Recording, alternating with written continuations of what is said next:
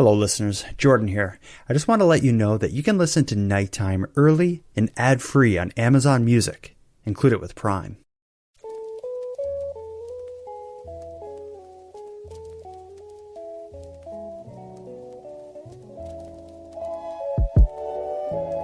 You are tuned to the Nighttime Podcast, focused on the fringe of Canada. Listeners, I hope you're somewhere safe and secure, as things are about to get dangerous. In this episode of Nighttime, we're going to come face to face with one of the most prosecuted people in Nova Scotia's history. Our guest is a criminal so hardened that when I asked him for an estimate on the length of his rap sheet, he simply drew a blank and giggled. But as I found out, that's probably for the better. Listing the charges this man has faced would be about as interesting and as exhausting as reading through the Canadian Criminal Code. To put it bluntly, on paper, his legal history would make him look like the kind of guy public enemy number one is afraid of. But as you'll soon learn, there's a lot more to it. When the layers of legalese are all peeled back, this isn't the story of a career criminal. It's the story of a man who simply wanted to hang out with his friends at Tim Hortons, drinking coffee in the parking lot. The problem started, however, when he lost his license and bought a horse as a way to get around town. But if this man on horseback was a can of gasoline, the match that would ignite the whole mess would be a dispute he had with the management of his small town Tim Hortons. After several instances of his horse answering the call of nature on their property, he was told that he, nor his chestnut quarter horse Dylan, were welcome on the property any longer, and it was a demand he refused to obey. Now, nearly 20 years after the events that made him and his horse international news, he's willing to tell his story. Tonight, in this episode of Nighttime, we're going to be joined by the coffee cowboy, Robert Chetwynd. And our topic is the series of events that would start in a Tim Hortons parking lot and end with him in exile in Mexico.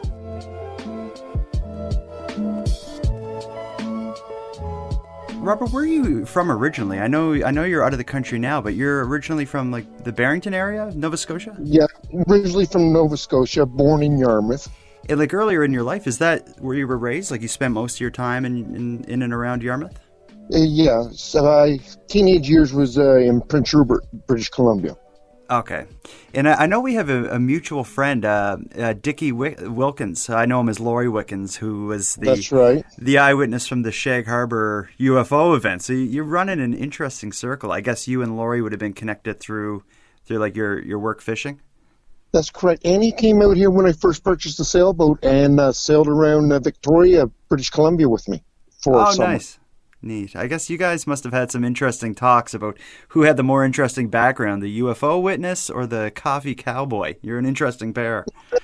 No, we never discussed the UFO thing a few times, but he knew what was going on with the horse, so he was just a supporter. Okay. One of my supporters. Nice. That's good. Now, the story we're going to hear is not so much about your youth or your exile in Mexico where you are now. It's that of your time known as the coffee cowboy. And I guess the best place to start with the story is probably in I think it was in the late 90s when you lost your license, because that kind of sets the stage for what's going to happen. Can you tell me how you came to lose your license? Like, what's the story with that? I had my license disqualified for driving multiple times, drinking and driving. Twice, matter of fact. Okay, and this would have been in the late 90s. Did you ever get your license back, or is it still like if you come to Nova Scotia, you cannot drive, I guess? No, the courts have set it up so I'm one of 3 people in all of Canada that can never get my license back. Wow, okay, and I guess that's something that happens if you have multiple offenses, I guess, is why that would have happened. Well, it's something that the Crown prosecutor made sure that happened. Okay, and I guess when we get talking, we'll get into it. You're no friend to prosecutors or the legal system in Nova Scotia. When I was going through like researching your story, and I couldn't even keep track of how many charges were against you, and it all seemed to kind of stem from this whole situation with your horse and the license, like, do you even know your present legal situation now in Nova Scotia? No. And is that like, because I'm talking to you on the internet, you're in Mexico, and you said yourself you're considering it that you're in exile. Is that why you left Nova Scotia and Canada, just to get away from this whole mess? Just to get away from the justice system in my area, yeah. Yeah, okay. So we'll jump back in time. So as we just said, late 90s, you had a couple of run-ins with the law for drunk driving. You lost your license. And you had said as well, you grew up in the area of Yarmouth and working around Barrington. That's not the kind of place you can exist without some form of transportation. It's not like you can hop on the bus that takes you to the wharf in Yarmouth, I don't imagine. Correct. There's no public transportation. There's not even a taxi in my area. Yeah. And so you found an interesting way to continue your life without operating a vehicle. Why don't you tell me how you came to use a horse as your mode of transportation? Well, it was all by accident. I actually just one day went to Shelburne, and I met a friend, and he happened to have a horse, and we went and looked at it, and I fell in love. It wasn't that I was trying to prove anything. It was just a love affair that automatically happened. I said, I'm buying this horse, and I paid for a horse right then and there. Wow. Did you have any background with horses? Like, it's not that, like, I could go see a horse and fall in love, but I can't imagine buying one and bringing it home. Like, it seems like you have to have a background in that. No background whatsoever. I never even had a fence set up. The first night I brought the horse home, I had to tie it to the barn. By the third day, I'd been kicked, I'd been bitten, and I said, I'm going to figure this out. Wow. Yeah, that says something about your grit and determination. If I brought a cat or a dog home tonight, I think the next couple of weeks would be crazy, let alone bringing a horse without a fence, or I wouldn't even know where to start with feeding it.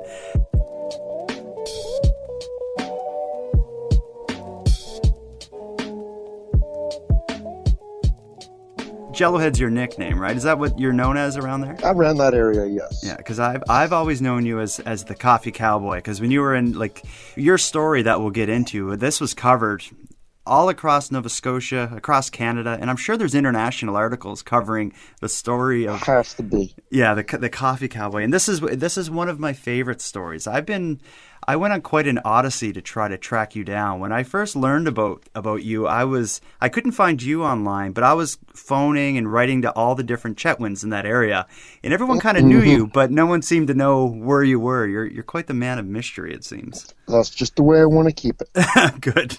Well, I won't identify your location in Mexico. You're on the Chetwynd compound somewhere in a very rural area. Let's just keep it at that. Okay. So let's get into it. So you got the horse. You're using that as your main mode of transportation. So you're driving it down the road. You're going to work on the horse. If you want to get a coffee, you're going to go through the drive-through on your horse. That's right. We're going to the grocery store to buy potatoes and rice. Yeah, and before the trouble started, what was the reaction you got? Were people kind of surprised to see, Jellohead rolling up on a horse? Very surprised, really enjoying it. Yeah. As I learned how to train a horse, people really started to appreciate what I was learning. Yeah, because I've seen you photographed. You're right downtown. People are petting the horse, and you're there in traffic. So it seemed like initially things were working out, but the trouble really starts at the Barrington Tim Hortons. Like, what was the first sign of trouble? Like, was it just someone saying, keep the horse away from here? Like, how did this all start? I called up the owner and asked for him to install a hitching post because the old laws dictate that every business is supposed to have a hitching post and a watering trough. All right. So that's what started it. And he said, well, I don't want you on my property. Mm-hmm. Okay, so we go to Tim Hortons. We get a coffee. We stand in the parking lot drinking our coffee, talking with associates and friends, and the RCMP pulls up and says, "You've got to leave." I say no. And they don't like that, and because you've been there a lot. Like I understand the employees like dug the horse when you went through. They were giving the horse Dylan. They were giving it treats and stuff. Is it like the employees? No, they would. No, they was not at Tim Hortons. McDonald's and other takeouts and stuff, yes. Yeah. McDonald's, no. Right from, okay, so they were just, you were unwelcome there. I heard, and I don't know if this is true, but some of what I read said they had a problem with the horse, I don't know what you would call it, using the bathroom on their property. Right, sure. Let's use it whatever term, it's part of nature. We all do that. And I always cleaned up extremely well. It might have happened twice, maybe 3 times. Let me just ask, how do you clean that up? It's not like a dog. I used to carry a dustpan and a small broom tied right to my saddle. Okay, well that makes sense. So they didn't install the hitch in the watering trough as you requested. They had some issues with you. With the horse using the bathroom or whatever on their property, which you cleaned up. They asked you not to come back, but eventually it would escalate. They never asked me not to come back. No. No, they was told to serve me coffee and then to call the RCMP, which is entrapment. Because once you're a paying customer, you have a right to stay there and enjoy your coffee. Good point. I should have been refused service, first of all. Oh, okay. Then they had a right to call the police. So how did it escalate? So I understand at one point there was I believe there was a protection order issued from Tim Hortons to you. How did it get to that point? You would have to probably talk to the Crown prosecutor about that, but that was just all through me going to Tim Hortons, and I don't even know if we went to trial, if we went to court about that. I don't know how that was imposed correctly. Ultimately, though, it would lead to a situation, and I believe it was in August of 2003, that is just now looked at as almost like this mythical event. And I'm sure the story I know is filled with exaggeration and mistruths, or the way I understand it is that ultimately it was almost like a high-speed chase with you on a horse ramming the police cars, but I'm sure that's not the truth. What actually went down the day that this all hit its head? That day I pulled into the Tim Hortons. That's actually the day I believe that that I first appeared on TV and the newspapers with my story. So I did the usual thing, and I pulled into Tim Hortons, and the police was already there waiting for me because they didn't like that I had, gone to the media and got some national coverage or whatever. So when I pulled in, they just surrounded me, and the woman cop, she grabbed the reins of the horse, and she was pulling on the reins so hard that she was forcing the horse to back up towards the police vehicle that was parked behind me. Okay. So, and is that where the story of you ramming a horse comes from? The horse just backed up into the car? No. I don't even think it hit the car, but the police officer was pulling on the reins, trying to get the horse out of the way or whatever, but she was pulling on the reins and making the horse back up. There's witnesses to that. There's no way that I ran no police vehicle. Yeah, and I don't know if you could, I don't know a lot about training a horse, but it seems like that would take some like specialized training to convince a horse to, to do something like that. So I don't think it's possible, right? If you see a brick wall, you're going to stop before you see the brick wall, before you hit the brick wall. Yeah, exactly. And so you're there, they surround you, they're grabbing at your horse. What happens from there? I am arrested. I refused to get into the police vehicle. I was pepper sprayed and then stuffed and taken to jail. And what did they do with the horse? I can't imagine they threw that in the back of a paddy wagon or something. They had it all planned because, I'd go to Tim Hortons every evening to chat with my friends and stuff like that. And they had it all planned. They had somebody there with a trailer to put the horse in and everything and take it away. And they kept the horse away from me for 3 years. Wow. As all the legal stuff was going on. Because you've been in and out of court forever after this happened. And the horse was just somewhere. But I'm sure... I used to ride the horse to the local courtroom with my riding helmet on and the crop and my briefcase. And I'd walk in, Mr. Chetwynd, representing Mr. Chetwynd, Your Honor. So, and you represented yourself in all this. That's I wish I could have attended some of those hearings. So what was the legal battle? Like The way you just described it, they let you come on the property and buy the horse or buy the coffee with your horse, and then kind of jumped on you. What was were you defending like charges of trespassing or resisting arrest? Like what was the battle between you and the legal system here? I'm the type of person, you can cut me and I'll bleed, and it doesn't matter to me. Mm-hmm. If you've done me wrong, I'm going to try to get you whatever way I have to. So if this was a battle in court with the law, you want to fight with using words, I'll try to fight you. It doesn't matter how you want to fight. You want to fight me with your fist, or you want to fight me with words or laws. If you've done me wrong, I'm going to hold my line. Mm-hmm. I'm going to fight you every time. I will. And so did you have any specific case, or you just felt like this was unfair? And like I've heard you referred to as like the most prosecuted guy in Nova Scotia, or like the, public enemy number one of, the South Shore's legal system. What maybe so. What did they have against you other than you just weren't willing to not take your horse to Tim Hortons? I don't know. I think it's my attitude. If I think I'm doing right, I'm going to continue on doing what I'm doing. You're not going to stop me. If I believe it's right, I'm going to continue on doing it. And the judge just didn't like it. Me pulling in with my horse and tying it to a post next to his car and stuff. Me through the window, and he'd stand there with his hands on the hips, and then he'd abruptly close the curtains and stuff like that. So, yeah. And how did you fare? Like, representing yourself must not have been easy. Just like you didn't have any experience with a horse, you figured that out. What about the representing yourself as a lawyer? Did you manage to get your feet under you? Yeah, now since I've been through the court system so much, I kind of know how it works now. And what was the end result of the charges stemming from that day? What did you eventually? I think you pled guilty, but then changed your plea and went to court on it. Is that what happened? That is correct. It's been a long time ago, but I remember that. Yes, I did change my mind, and I forget what all happened. Been so long. But it doesn't seem like you take the charges too seriously. Like it's when I look through it, it's. You do your own thing. I can tell by reading all the various articles and the amount of times that you were arrested and tried or charged with different things related to this. I could even tell in reading the CBC articles about you, they weren't able to figure out exactly what was happening. There was so much going on.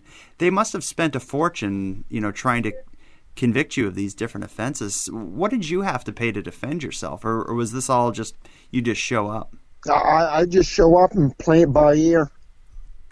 Wow. Yeah, okay, that's what you're saying. Here's my defense. I tried to go under like a human right as, I have the freedom to move freely throughout Nova Scotia, and they were not permitting me to do that. And also, after that day, what was it, September the 3rd, you had said? I think it was late August 2003. After that, some people had a protest, and they went there on their horses, and they was served coffee by the owner because the media was there.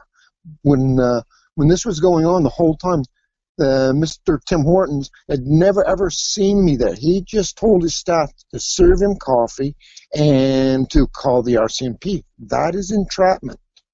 That is wrong. Once you've served me, I'm a paying customer. They should have refused me. This all come out in court, but the judge still pleaded with the defendant, with the plaintiff, because they are best friends. Oh, interesting.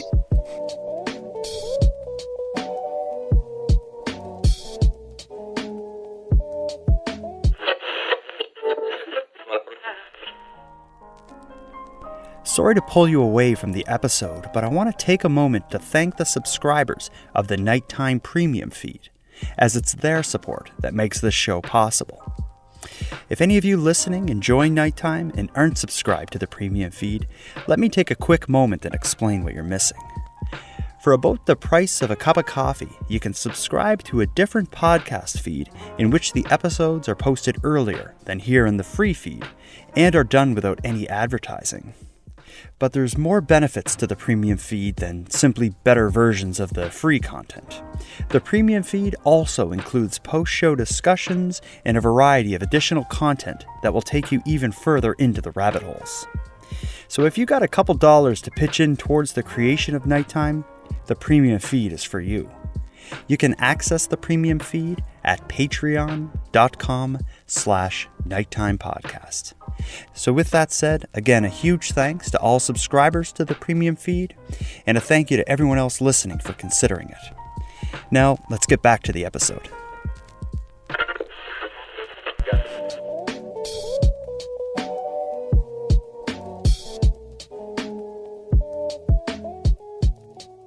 Like when I look at this story as an outsider, it seems like it's way blown out of proportion.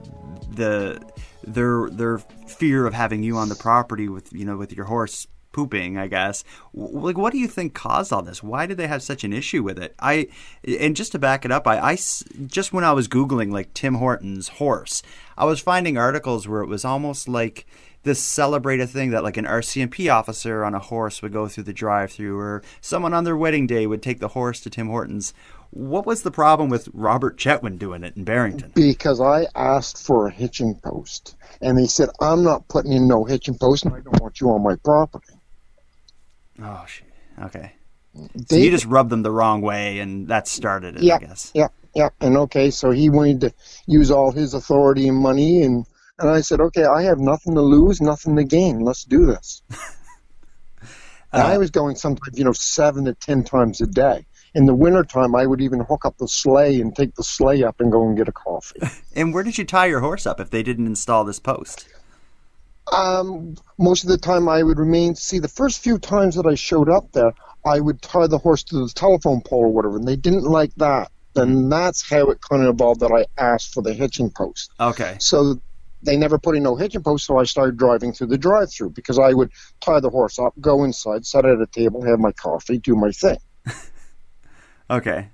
Okay. Yeah, I laugh just because of it seems so innocuous what you were doing, yet it blew up to like one of the most talked about stories of its time when this all actually went down. And it just made International Newsmaker of the Year that year. I did 2002, 2003. Wow, you're in Maclean's magazine, did a big piece on it. I read. I think they called their piece a double-double in an oatcake was the name of their article, which was nice. Also, I never ever got to see the articles that Frank would have, the Halifax magazine. I never ever seen none of their articles. Interesting. I wish I'd get to see theirs. All right, I'll see what I can do about getting them for you, and if I can, I'll send them to you. That would be great. Yeah. So while this all is happening in the courts, you representing yourself and all these legal battles happening, your horse Dylan is being taken care of somewhere. When did you actually get reunited with the horse? You said it took about 3 years? Yeah, over 3 years. Wow. That's because I finally hey, they've taken my horse. This is really starting to get bad now. Mm-hmm. So I hired a lawyer. But, of course, the lawyer is friends with the guy that owns Tim Hortons, as well as the judge. So they played it for themselves. They kept it at the court for 3 years, so the story sort of went underneath of the rug, and, and the judge, when he finally gets to hear the case, the animal cruelty and stuff, blah, blah, blah. My lawyer convinced me, oh, yeah, plead guilty to this and this and this, and everything's better. So, yeah, I had to plead guilty to that. Mm-hmm. And the judge gives me back the horse, but it was all rigged. The law in Nova Scotia, small town Nova Scotia, makes me sick. Yeah, and it seems like you got the short end of the stick the whole way through. I don't know. I haven't met you personally, but I short end of the stick my whole life. And just reading the story, it's like the amount of kind of trouble you found yourself in. For none of the articles seem to say, and Chetwynd went out of control and attacked somebody. It's always he didn't have a license, got a horse, and the amount of trouble you found yourself in as a result of that is just incomprehensible. And the amount of money the province must have spent keeping you and your horse away from Tim Hortons is unimaginable. Mm-hmm. The first thing they should have done was refuse me service, right? As soon as the RCMP showed up there, see me drinking a coffee, they should have said, hey, Mr. Chetwynd, have a nice day. because it was none of their business. I was a paying customer. Yeah, I can understand that point. And when you eventually pled guilty, did you ever have to do jail time as a result of these offenses? I think I did 30 days. Yes.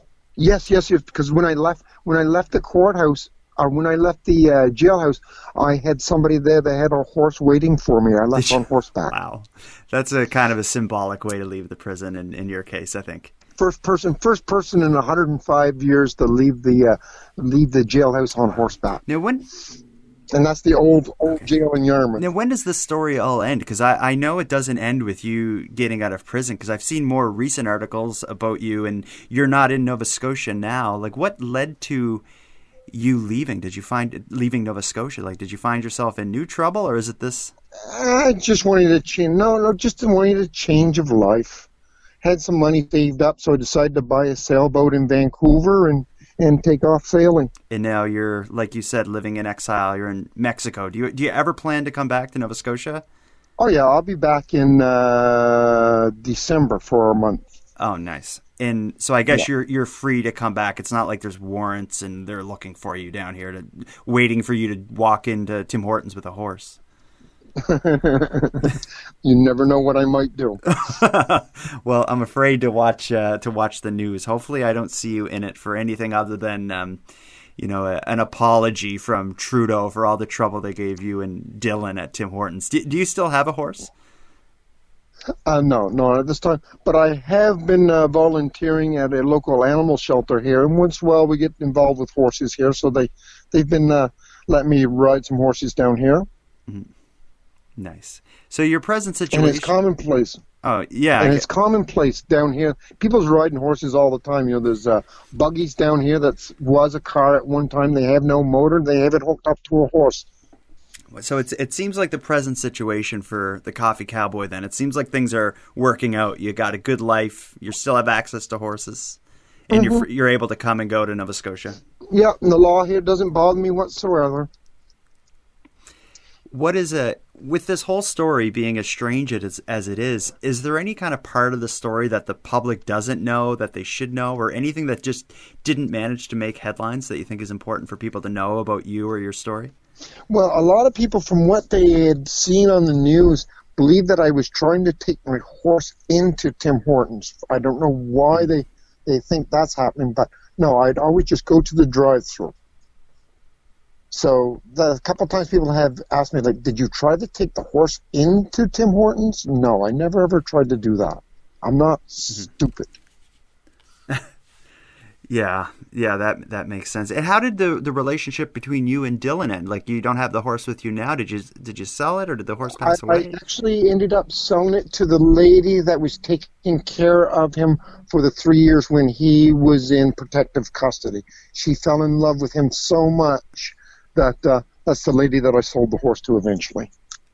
Okay, well that's a happy ending on that front as well. Yeah. Well, I think someone needs to hear your story and do it like a documentary or something to redeem you, and because it's a fantastic story, and although it's several years have passed since this all happened, it was really back 2003 to 2010 basically that this was going on.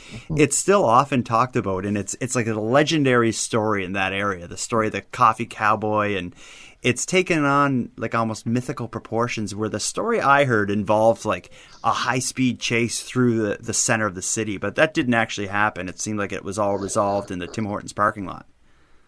Yeah, it's always happened right there in the Tim Hortons parking lot. I could go to any other takeout, and they would serve the horse lettuce and everything else, and they would the kids would come running out, and the parents would come running out, and it was all beautiful, the way that it was all supposed to be. But every time I went to Tim Hortons, that was, like the worst thing I could ever do. Let me ask you then, why is it that you chose to always go to Tim Hortons? Like, a part of me thinks like you're just a bit of your own worst enemy, and you kind of took the bull by the horn, so to speak, when they turned you away. What made you continue to go to Tim Hortons? Very easy. Where does everybody go? Where do you go to socialize nowadays?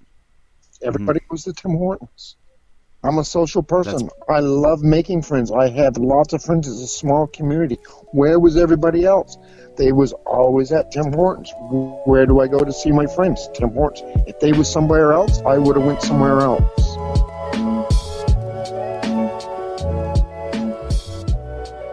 Well, I'm simply speechless about this. But let me say, drunk driving is a serious and not at all funny thing. But everything else about this story, I just can't help but smile. There was no one hurt, and there didn't seem to be any real property damage. It's all just a rather eccentric guy who refused to keep his horse away from Tim Hortons. And the rebel in me can appreciate that. So with a tip of my hat to the coffee cowboy, I'm going to start wrapping up this episode.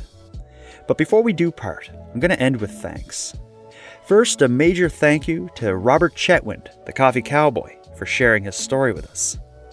As well, I need to give a big thanks to everyone who worked hard to help me find him. And then, most importantly, a huge thank you to the listeners of Nighttime, as without your interest and your support, this show wouldn't be possible. But with that said, the battle is still raging on, and I need as many of you to have my back as possible. So if you want to help keep this show rolling, let me recommend the premium feed. Not only does it make the show possible, it gives you more of each topic than you'll find on the free feed. Shortly after the release of this episode, the post-show Nightcap episode will be released exclusively on the premium feed. In that episode, I'll be discussing the Coffee Cowboy with my buddy Leroy Luna. Now, having brought up the premium feed, let me thank the newest members: Fiona, John, Fain, Greg Chandler, Leslie, Sean, Reed, Aisha, and Vicky. Thank you for your generous support, and I'm sorry if I butchered your names. And for anyone else who'd like to support the show but can't help financially, you can give me a big hand by simply liking and sharing the episodes across social media. If you aren't following me there, I'm on Twitter, Facebook, and Instagram, and I use the handle @NighttimePod. And if you have any story ideas, or if you want to give me feedback on the show, you can reach me at nighttimepodcast.com/contact. Now, until next time, take care of each other, hug your loved ones tight, and if your horse poops at Tim Hortons, clean it really, really well. And of course, don't drink and drive ever. Get a cab, call a friend, or just walk. You could probably use it. The Nighttime Podcast is written, hosted, and produced by Jordan Bonaparte. Copyright Jordan Bonaparte.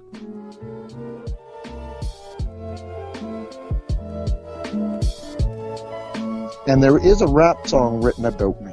Oh, is there? Yes, there is. It's by the South Shore Sound Squad, and it's called www.jellohead.com. And the ride-through, ordering up trouble at Tim Horson's. I continued on taking my horse to Tim Hortons, through the drive-through and going in. Live from our Maritime News Center, this is the ATV Evening News. Here is Matt Dahl. Yo, here's a little story about a man who's going to make $1 million off of Tim Hortons. He got caught driving drunk and he went to court. The judge was just joking when he said, man, go get a horse. But he took it to heart and went to get Dylan. Got in trouble when the horse started spilling. In the drive-thru, Robert just wanted a donut, but Dylan's messes were a pretty stinky roadblock. So the owners told Mr. Chetwynd, if you don't stop bringing that horse through the drive-thru, we'll teach you a lesson. But Jello wouldn't listen, and he perused the law and said, y'all supposed to have a watering post, y'all. Went to Phil Starr and told him this wasn't fair. God made transportation, why should he have to walk anywhere? Phil Starr said, you want to make $1 million or 2 or 3? Listen to me, 5 o'clock news, ATV, cover page in Australia. I'm telling ya, I'm gonna make a star out of ya. A voice came to Jella. If you make this choice, front page Toronto Star and the Trailer Park Boys. Robert enjoys his horse. The cops confiscated Dill for mischief, sprayed them both with pepper spray. Dylan flipped, kid. It took 3 hours just to get him down. 3 cops, 2 cruisers, right there in the middle of town, right down by the quick way. They told Robert, get off your horse. He just said, no way. His name is Jello. Hey. When the cops are spilling, just look for Dylan. Just look for Dylan. Just look I had for lost Dylan. my license for drinking and driving. Jello, hey. Touch my horse. I'll see you in court. See you in Now court. he's back See in the you saddle. in court. You know you're bent when you're driving down the block and you see a horse and rider in the superstore parking lot. Weeks went by, kicking up dust with his fur. Signs all over the place, it's a Dylan for Prime Minister. As that mood travels, special prices for Dominican. The line under that line was the one that said free Dylan. Even Shag Harbor General Store had a sign, said Yellowhead, you can tie your horse here anytime. Give me a fill up, he tell the fellas pumping gas. $10 worth of oats and everyone would have a laugh. He said, yo Higgs, all I'm trying to do is to get hurt. By the way, do you know where I can get my Mustang insured? I said, my girlfriend sells insurance, like 50 a quarter. And by the way, man, what's up with this new court order? He said, it's crazy, man, I don't even know myself. I just live day to day and work on my barn style His house. name is Yellowhead. He wants a double-double, but he got double trouble. And then I thought it'd be the perfect mode of transportation. Transportation. Yellowhead. South Shore Sound of this one-horse town. The manure.